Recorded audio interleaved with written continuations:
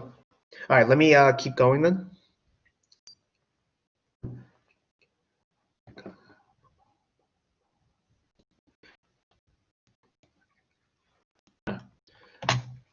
So now, this is actually, I think, actually might have been where I left off last time.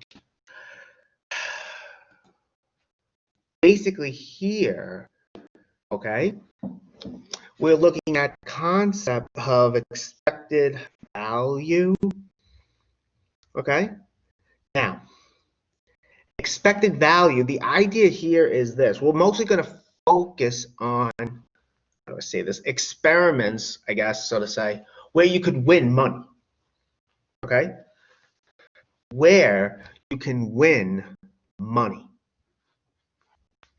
Or win or lose money, I should say. Win or lose money. Okay? Basically, with expected value, it's how much you would, it's the, excuse me, I have it written here, it's the average gain or loss of an event if you repeated the procedure many times. In other words, this is what I was trying to say just a minute ago. But basically, if you keep on playing that game over and over and over again, sometimes the idea is sometimes you're going to win money, sometimes you're going to lose money, but in the long run, how much you expect to get is the expected value. Hence the term expected. Okay? That's the idea, basically. I mean, I do have the calculation here. We'll do some examples, of course, today. Okay?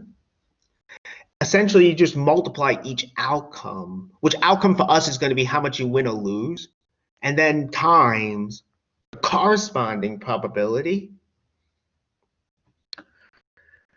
And then you add up the products. And then you add up the products. So that's what happens there. All right.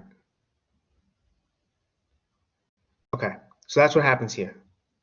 So basically, that's what expected value. So we'll see some examples of it, but again, it's really just how much you can expect to make or lose if you keep on playing the game over and over and over and over. How many times? I don't know. It's kind of like what's happening in the long run. All right.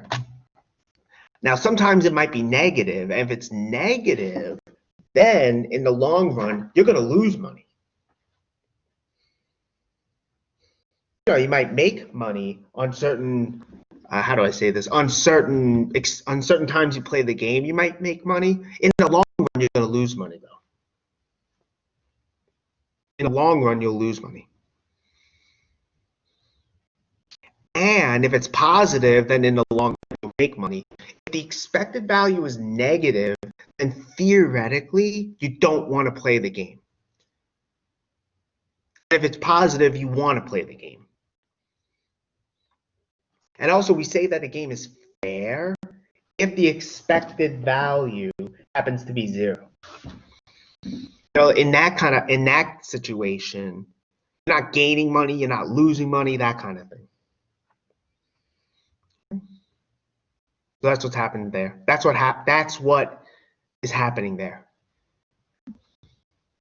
It might be. So again, that's what's happening in this case with expected value. It's a little weird, but we will do some examples now. But again, for the most part with us, we're only going to deal with experiments where you can either win or lose money. I'm not sure if you can do expected value with other kind of experiments. I want to say you can, but I think there's more to it. But for us, we don't worry about that. In this class, I mean. All right. So suppose we're at this contest, okay? We're at a contest where each raffle, we're buying raffle tickets. You could think of it as like a charity event, okay? Each raffle ticket costs us $3 to buy, okay? So each one, again, is costing us $3. Now, there is a winning ticket, of course. I'm basically reading the problem here. There's a winning ticket, okay, out of 150. And if you have the winning ticket, I guess they call the tickets or whatever by number or, somehow they call it. The winner will get $300.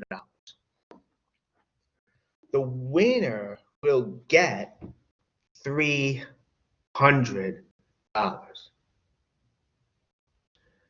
So we want to know what's the expected value to you of winning, of the raffle ticket.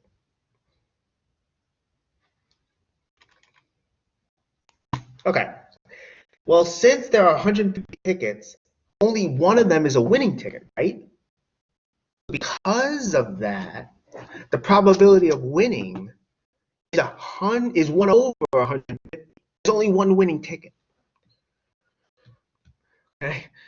There's only one winning ticket. Okay. And also, if you do happen to have the winning ticket, you will win $300. But don't forget also, you lose $3 because you pay for the ticket. So in the outcome where you actually win, the outcome there, you end up winning $297.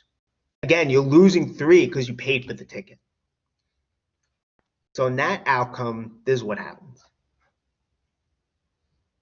Okay, that's one outcome. The other outcome is you lose. In that case, you have one of the tickets that are not winning. So the probability of losing is 149 out of 150. It's 149 out of 150. And in that case, the amount we will actually lose, the amount we're going to lose is the $3. No, you lose. We paid for the ticket, so that's why we lose $3. I guess they don't refund you. Okay. Anyway, with expected value, so again, we have the probability, so we have the outcome, we have the probability of winning times how much we win plus this amount, fraction, right, times how much we lose. Again, this is losing. This is the probability of losing, how much we lose, right? So we're taking each outcome, multiplying it by its corresponding probability. When I say outcome here, I really mean how much you win or lose. And we end up getting negative $1. Now, what does that really tell us? Well, that tells us in the long run, we're going to lose money. Fix something. So in the long run, we're going to lose. Oh, geez. Sorry, there we go. In the long run, we're going to lose money. So theoretically, we don't want to play this game. We don't want to play this game. Sometimes when we play, we might win $297. Sometimes we won't. But overall, if we keep on playing this maybe I shouldn't say game, but if we keep on participating over and over and over again, we're going to lose in the long run. That's what this is telling us. Okay. Now. Okay. Now, that's what's happening here. Okay, so that's one example. Now I'm going to modify it for fun. What if instead the prize was higher? So let's say somehow, instead the prize was $453. Let's now calculate the expected value. So we're going to calculate the expected value in this case. Oh, okay, I made a typo. All right. So here, well, the number of tickets is the same, right? So the probability of winning is still 1 out of 150, 1 out of 150. There's only one winning ticket, and the number of winning tickets has not changed. The only thing that's changed is the prize money. So the probability of winning is still the same, right? The amount we would win is 453 minus $3, which is $450. Right? That's how much we will win. Again, we lose $3 because we're paying. We paid for the ticket. Now, the probability of losing, though, is still 149 out of 150. Okay? and the amount we would actually lose would be $3. Again, that hasn't changed. Now, the only thing that's changed is how much you win if you win. So if we calculate the expected value, right, we have 1 over 150, right, times $450, right? That's how much we win. You know, they're throwing in $3 to account for the ticket. 149 over 150 times -3, right? So again, we're getting the probability of the outcome times the outcome, you know, the amount we win or lose. We add them up, we get 2 cents. Now, this tells us theoretically we should play, and in the long run, you know, we're going to win some, lose some. In the long run, we're going to get 2 cents.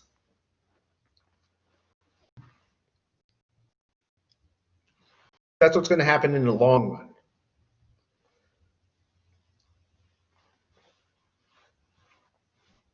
So that's what's happening there. So, I mean, I don't know if 2 cents is really a reason to keep on playing, but theoretically we should play. We'll get to this example. Let me just pause.